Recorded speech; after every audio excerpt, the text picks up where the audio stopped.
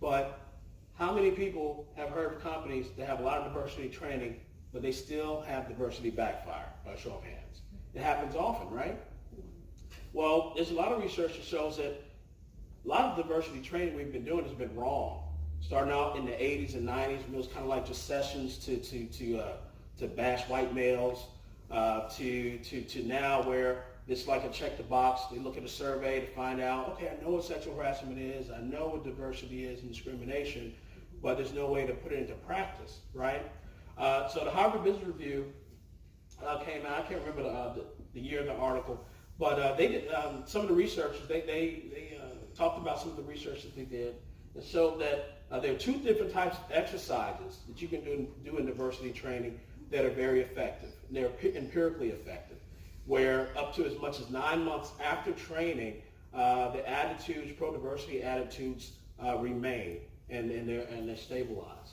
One is the perspective-taking exercise, and one is a goal-setting exercise.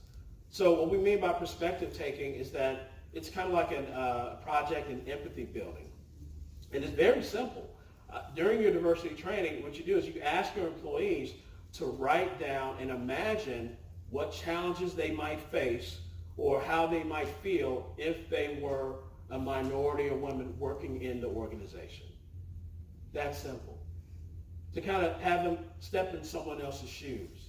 And just by doing that, by measuring their pro-diversity attitudes before and after, they found a significant difference in their pro-diversity attitudes that was long-standing.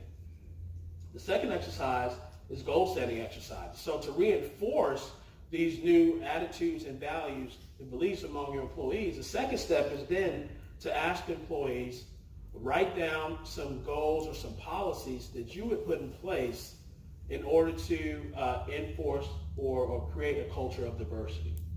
So again, it's asking the employees, what would you do? What would you think? Taking a step and putting them in the shoes of those who might face sexual harassment, face discrimination. And not only that, it's an organic approach where you get buy-in and engagement, because your employees, they wrote these policies, right?